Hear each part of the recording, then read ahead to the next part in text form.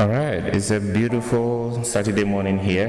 It's amazing to be here. This is the first episode of our Think Clinical podcast, and my main aim here today is to give you some insights, some based on my experience, some based on all the lessons that I've seen others and other companies go through, to be able to help guide you on your path of being a healthcare entrepreneur, especially in Africa, where I've done most of my work. I've had 14 years of experience in clinical practice and about 12 years as an entrepreneur. I have worked in situations where I have built my own companies or been part of leadership in different companies in Ghana and then in the United States. I'm currently more focused on healthcare leadership, healthcare businesses, healthcare entrepreneurship. So that's all I do now. And basically my path from the consulting room or the theater where I was mostly found in the early stages of my career to where I am now, in boardrooms and making decisions about how to keep companies healthy and keep them growing and keep them going. I feel that journey is important, and every single lesson and everything that comes with it is equally important. So welcome to the podcast, and if you haven't subscribed, please go ahead and do so. Subscribe, share, like, and let's get this conversation rolling. So one of the big things that we'll be doing today is to give a background on the different things. Now, I'm very big on doctorpreneurship. I'm very big on a doctor who wakes up and says that there's something different out there that can be explored, and that is what they want to do. I was part of that system where I felt there was something more out there that I could contribute to. And if you look at what you can do as an individual, a lot of the impact you create as a clinician, obviously, is one at a time. You impact one patient at every single time, and it keeps accumulating and getting bigger and getting bigger. The beauty about being in healthcare entrepreneurship, building businesses that actually offer these services, or being part of the decision-making infrastructure of these hospitals and these healthcare businesses, actually exposes you to a bigger cause. And what that does for you is that you are now influencing the lives of the people who influence the lives of the population, or probably influence the lives of the people who influence the lives of the people who influence the lives of the people who influence the life of the population. That's if you're way up there. So this is a very important thing for me, and this has been a passion for me for a very long time, and it's important for me to use this opportunity to share all the things that you can do. And I've been doing this, writing about most of these lessons and all the things you could find on my blog, which is hamzaasuma.com. You can go there, you can read all the articles. We have probably a little over 110 articles now published there in the last 2 years. So it's a fast-growing concept that we need to hold on to. But again, my aim here is to help you walk through that path of leaving the consulting room, getting out there and exploring something different, something that has some longevity to it, something that will keep you going even when you don't have the strength physically to go in and treat people. Now, clinical work is important, don't get me wrong. But if you have the opportunity to expand that impact, to amplify it, you need to take it as personal as you can. And that is basically what I have done most of my life. So just to start off this, the basic training as a medical doctor is for you to be able to identify problems and solve them. This unfortunately has given doctors, that includes myself, the false sense of confidence that we can actually solve every problem we put our mind to, which is true. The other question we should ask ourselves is that, do we have the skill set that we need to be able to get this done? Is it enough to just be a doctor, go into the consulting room, learn all the beautiful terminologies and all the knowledge you need to be able to treat that patient? Is it enough to take that knowledge into the market and say, hey, I'm ready to run a hospital, I'm ready to start my own hospital, I'm ready to manage it, I'm ready to make it successful, I'm ready to make it generational? Is it even possible for you to do that? If it's not, then this is the reason why we need to take a few steps back and really evaluate what it takes to be able to be a successful healthcare entrepreneur. Now let's go through this and then let's talk about some facts. Now there's generally businesses that start, about 1 in 5, barely about 20% of them don't make it past the first year. They don't. And if we extend this even further, in 2 years you have this increasing from 20 to about 30% of businesses who don't make it past 2 years of their lifestyle. Let's extend it a bit further. In 5 years, this jumps up to about 51% of companies who don't make it past their 5 years, right? If we decide to go all the way to 10 years, then it goes to emphasize the fact that we have almost 70%. So we start from 20% who don't make it past 1 year to 70% who are non-existent in 10 years of their life. So in this case, a lot of businesses that are built, and those I have seen, hospitals have seen people established, clinics have seen people established, medical device companies have seen people established, medical technology companies have seen people established, do not make it past 5 years. More than half of them don't. And some of the reasons that, in fact, and the topmost reason why this happens in at least 82% of situations is cash flow problems. So people, and mostly doctors who start their businesses, do not even understand their finances. They have no financial knowledge. They don't even know the importance of it. The belief is that once I show up, I have patients who love me, and they show up and I treat them, and I'm able to get a few dollars or money from them, it means I'm destined to be successful. No.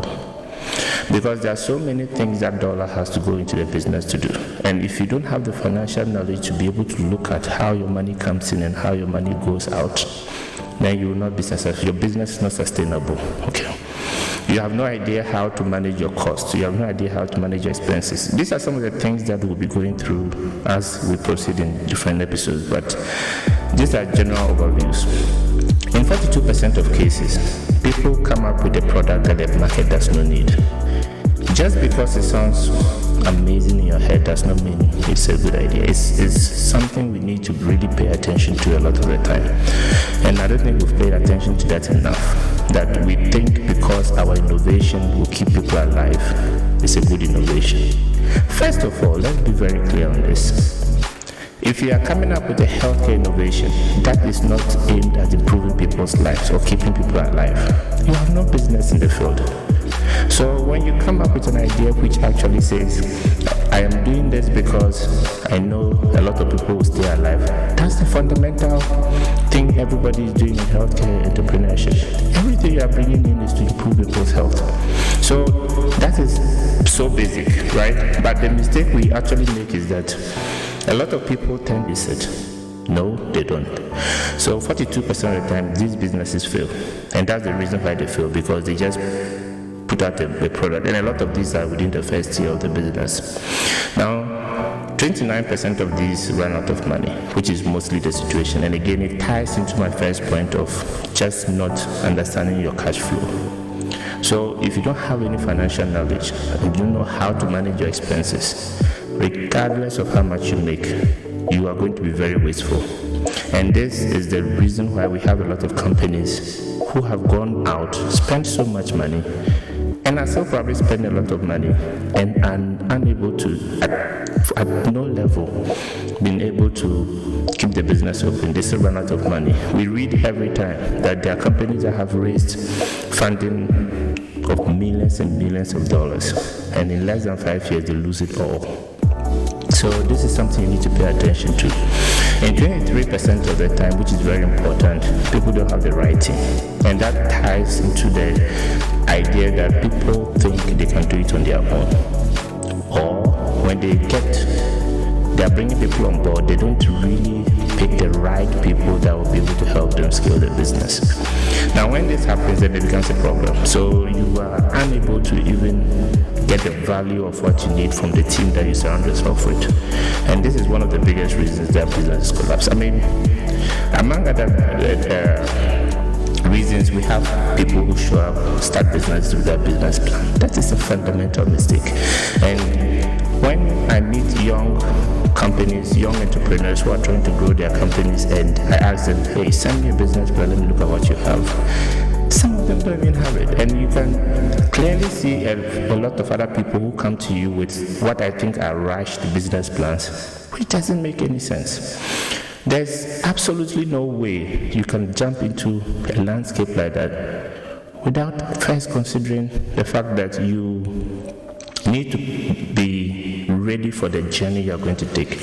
And the business plan actually helps you take that journey. It guides you.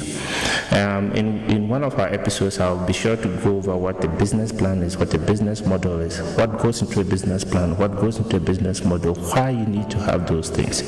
But a lot of people don't understand this. And I mean, tied into this is the fact that a lot of people don't even understand at all the fact that they need business knowledge. You need to learn business in another way. You can get an MBA. You can do it informally by getting certification issues, get leadership training. People don't even understand the value of getting those things, so that becomes another problem. So basically, when you look at these reasons, there are things that you can easily overcome. Is it the financial knowledge you need to have? Is it the business knowledge you need to have? Is it the team or picking your team that you need to learn how to do? There are different ways you can do this. And I mean, this is what, and these are the issues that we'll be discussing into details on this podcast. And when we move forward from that, and as I said at the beginning, doctors, and which is my focus, which will be most of my focus in most of these podcast episodes, is that we often, again, falsely assume that the fact that we are trained to identify problems and solve them makes us good entrepreneurs. The fact that we are very smart people who undergo very rigorous training makes us resilient enough for what is out there. Unfortunately, it doesn't. And I want you to start this whole conversation discarding that belief that just because you got out of medical school qualifies you to run a business. You don't have that qualification. So one of the things that you need to consider just moving forward, and to wrap up this episode, is that whenever you think about think about creating a company, and you think about coming up with an idea, you think about doing something, first of all, it goes beyond just going to your registrar general's department or whatever it is to get the company registration. It goes way beyond that. Focus on creating value, not just companies. So whatever you decide to come up with, make sure that it comes with some amount of value. If you don't have that value, that's going to be a problem. It's going to be a big problem from the beginning. And that is why people go to the market with products that the market doesn't need. And again, as I said, contributing to at least the second biggest reason why most companies fail. The other thing is that you will need help. And the help doesn't mean hire everybody in this world. Start the company and start with 50 employees. The help we're talking about here is starting and surrounding yourself with the right kind of people who have different skills, people who come with a cocktail of skills that when you tap into each other's abilities, you're able to properly understand every aspect of your business. The initial parts of the business is going to be very involving, and it's going to involve you being the stores manager, for instance, being the procurement manager, being the medical director, being the clinician, being the accountant, being the HR person. You're going to be doing all these things. And if you need to free yourself up to be able to focus more on certain aspects of your responsibilities, bringing people in means that you need to find what they are good at and make sure their skill set, they have enough to complement what you have. If you're able to get these things together in the initial phase of what you're trying to do, you will do it. I'm going to end this here, but make sure you subscribe because we have a whole lot of other things that are going to come up. And the moment we dive deep into some of these issues, you will understand why you've had that problem at that point of your life when you shouldn't be having that problem.